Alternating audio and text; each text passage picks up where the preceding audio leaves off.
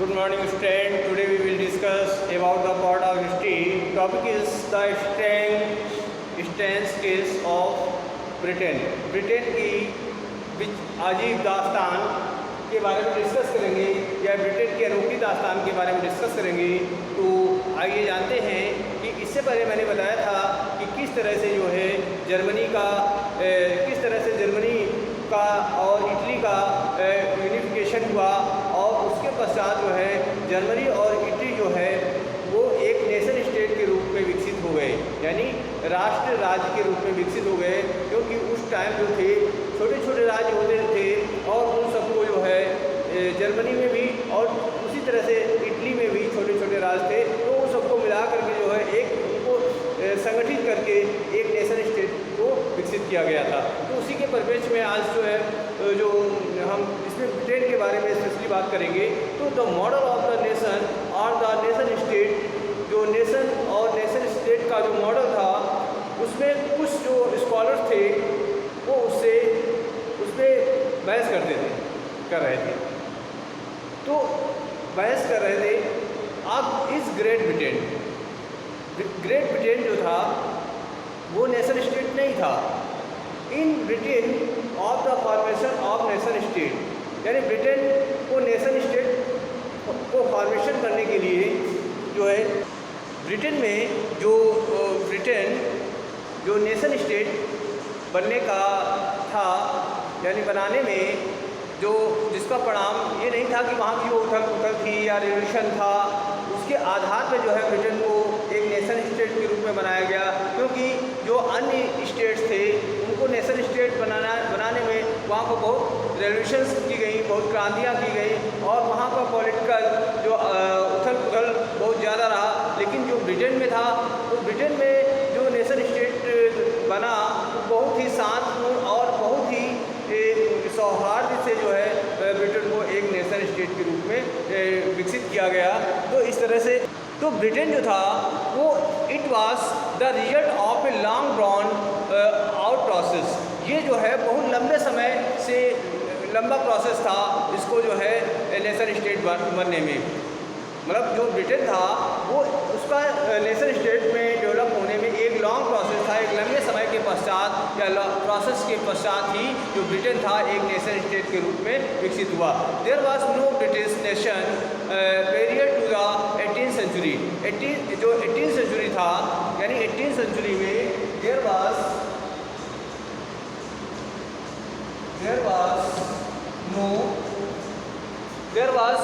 no British nation,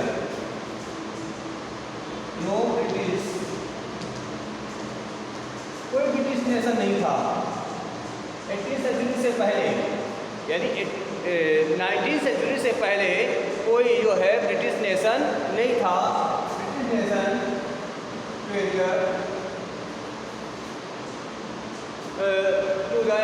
to the 19th century.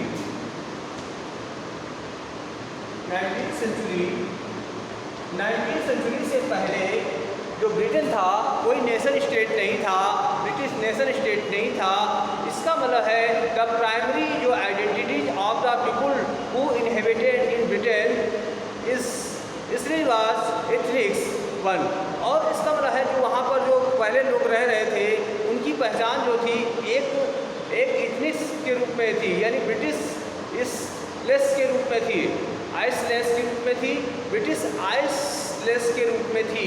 क्योंकि ये British eyelash जो थे, तो इस तरह से जो प्राइमरी उनकी आइडेंटिटी थी जो ब्रिटेन में पहले रह रहे थे, जो पहले से रह रहे थे ब्रिटेन में, वो आयरिश वर एथनिक्स उसमें से जो थे, जैसे इंग्लिश थे, वेस्टलेस थे, स्कॉट और आयरिश, ये जो थे ये लोग जो है पहले थे, ये एथनिक्स थे, ये सजाती वर्ग के लोग थे जो वो ब्रिटेन में रह रहे थे। All of these ethnics groups had their own culture and political tradition. और ये सभी जो एथनिक्स थे, ये सजाती ग्रुप थे, समूह थे, इनकी अपनी कल्चर होती थी, इनका अपना पॉलिटिकल ट्रेडिशन होता था। But as the English nation steadily grew in wealth, लेकिन जो इंग्लिश नेशन था, जैसे इंग्लिश नेशन जो था वो धीरे धीरे जो है वो समृद्ध था वेल्थ में, यानी समृद्ध था, इम्पोर्टेंस और उसमें उसकी पावर भी थी इंग्लिश नेशन की। लेकिन as the English nation steadily grew in wealth, importance and powers में वो धीरे धीरे बढ़ रहा था।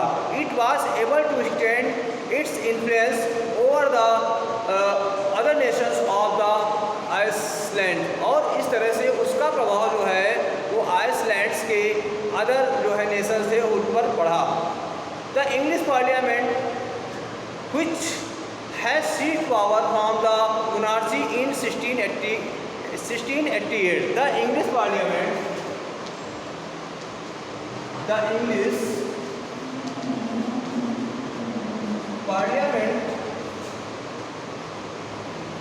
the English Parliament ने क्या किया?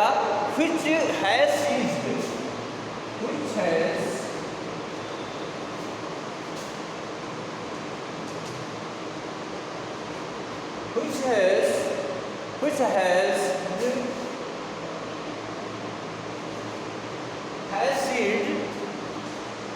seized power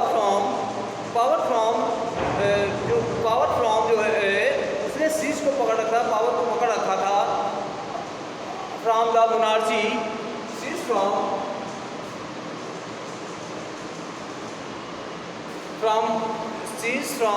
the monarchy in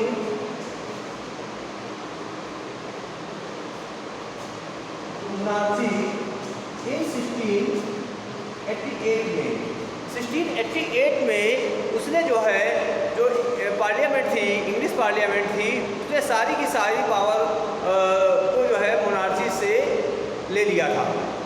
eight the end of a protected conflict, यानी ये संघर्ष समाप्त होने के पश्चात, तो was the instrument throughout with a nation state, जिससे कि ये जो है नेशन स्टेट के रूप में जो है ये जो विकसित हुआ, तो इस पूरे राष्ट्र में जिसमें नेशन स्टेट वास विथ इंग्लैंड के साथ में एट इट्स सेंटर, यानी जो इंग्लैंड था वो एक सेंटर था, came to be forget the act of union 17 between English and Scotland the resulted in the formation of the United Kingdom of Great Britain.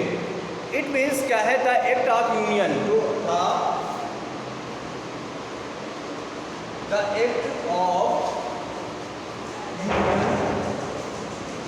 Act of union यानी 1707 में जो act था बिटवीन इंग्लैंड और Scotland के बीच, between England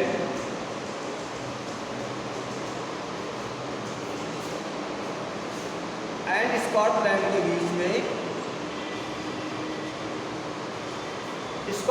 के बीच में, जिसका जो ये एक्ट था, इससे क्या हुआ कि इसका परिणाम हुआ कि formation of the United Kingdom of Great Britain. तो जो United Kingdom of Great Britain को बनाया गया, यानी ग्रेट ब्रिटेन का निर्माण हो गया। इसका परिणाम क्या हुआ कि इसका परिणाम हुआ that the resulted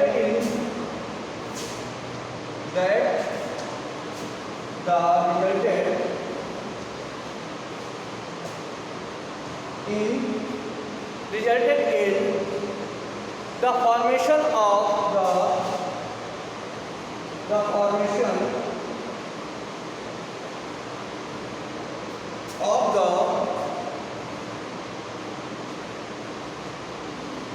the formation of the जो है यानी ग्रेट ब्रिटेन जो है United Kingdom of Great Britain में बन गया। The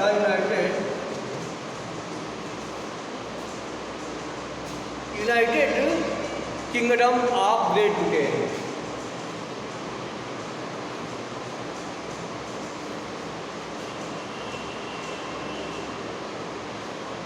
of Great Britain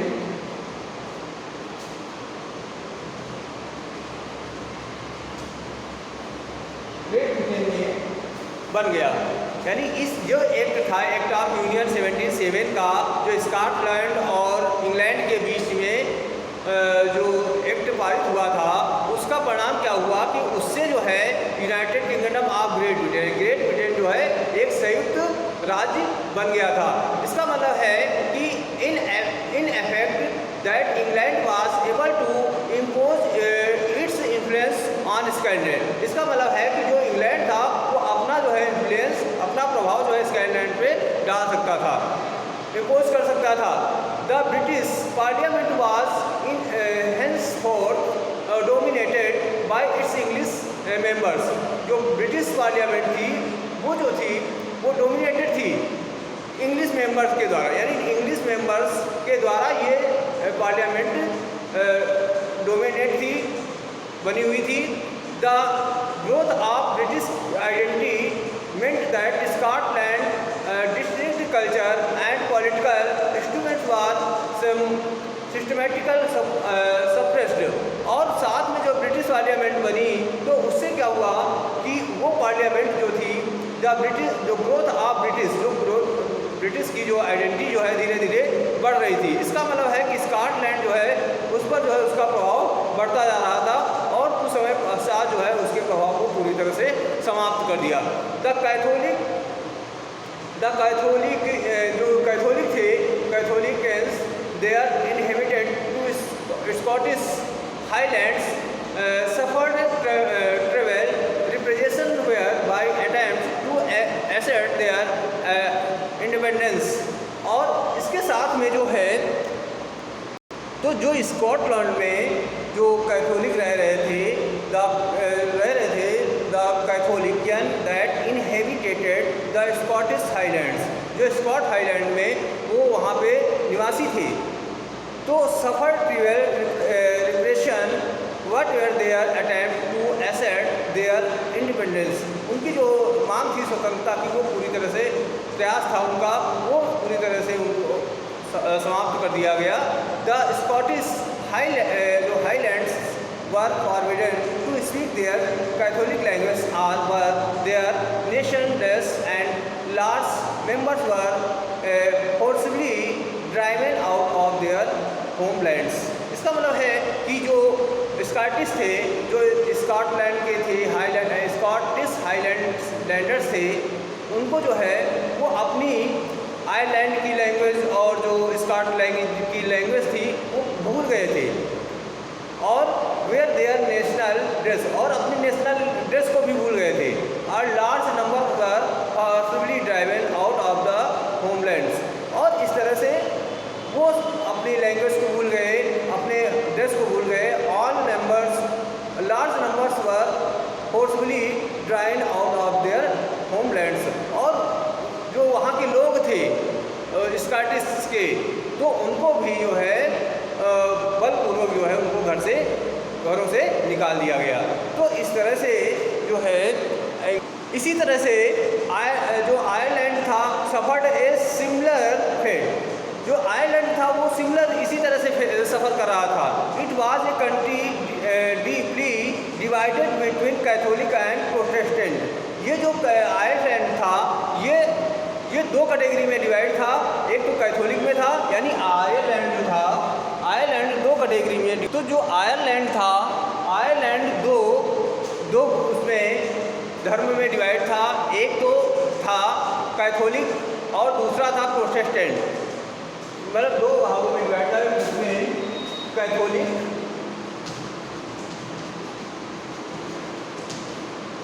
Catholics और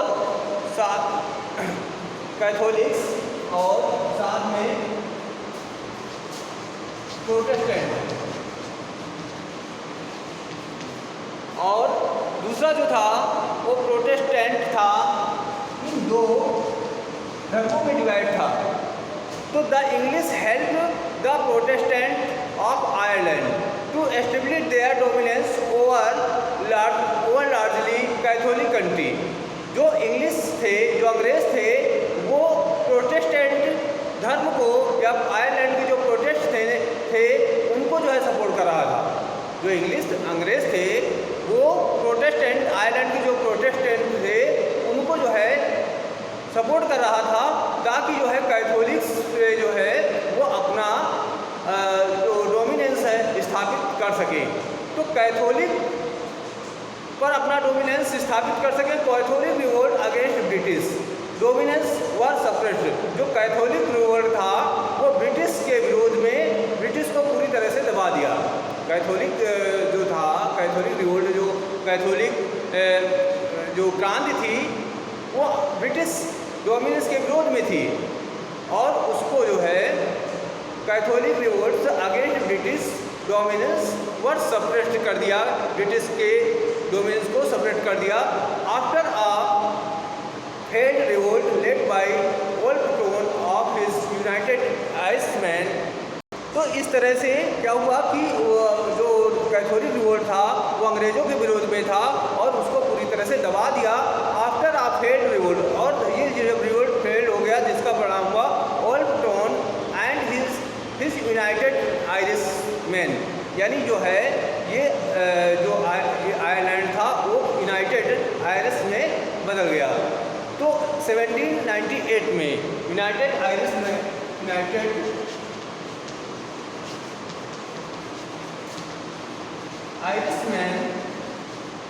जो यूनाइटेड आयरिशमैन यानी यूनाइटेड राज्य बन गया, तो वो था आयरिशमैन 1798 में।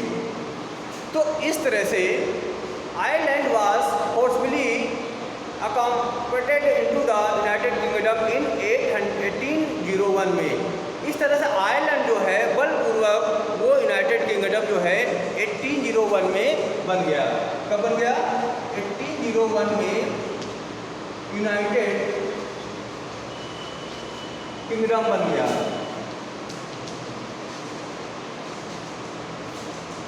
जो आयरिश था वो यूनाइटेड किंगडम में, यूनाइटेड किंगडम कब बन गया?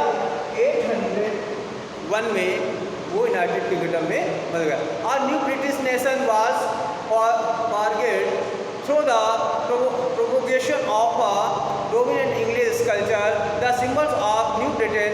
अब क्या हुआ कि जो ब्रिटेन था वो न्यू सिंबल, वो एक जो है न्यू ब्रिटेन बन गया था। द ब्रिटिश उसका अपना फ्लैग हो गया था, ब्रिटिश का अपना फ्लैग हो गया था। उसका the national anthem God save our noble king, है ना, वो नेशनल एंथम था। और the English language were actively promoted and the older nation survived only as subordinate patterns in this union। कहने का मतलब है कि इस टाइम जो है जो अब ब्रिटेन था वो न्यू ब्रिटेन में कन्वर्ट हो गया और उसका अपना जो है नेशन हो गया, नेशनल फ्लैग हो गया, उसका अपना नेशनल एंथम हो गया और साथ में उसकी इंग्लिश लैंग्वेज।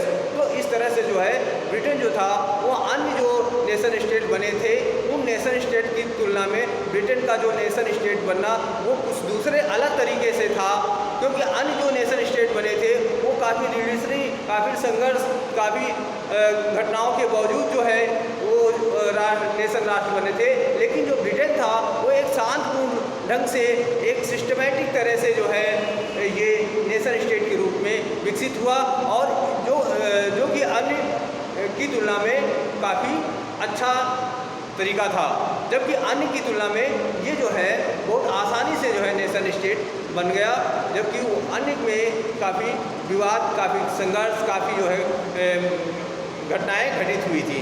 तो आई होप इसीलिए अन्य की तुलना में जो है ये जो है ब्रिटेन नेशन स्टेट बना और इसीलिए ये जो है ब्रिटेन की ये अनोखी दास्तान कहा जाता है, क्योंकि जो नेशन स्टेट बने थे उनमें से ब्रिटेन जो था कुछ अलग हट करके बना हुआ नेशन स्टेट था, इसलिए जो है ये ब्रिटेन की अनोखी दास्तान के रूप में जाना जाता है। तो आइए इसके कुछ होमवर्क, तो इस तरह से आज का होमवर्क है राइट होमवर्क।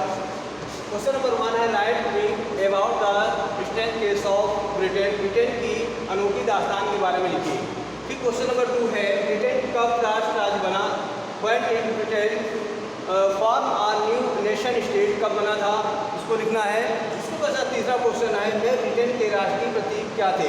जो हमारा ब्रिटेन जब जो है नेशन स्टेट में बन गया तो उसके राष्ट्रीय प्रतीक क्या थे। तो आई होप जो है चीज़ें आपको क्लियर हो गई होंगी। Right answer of this question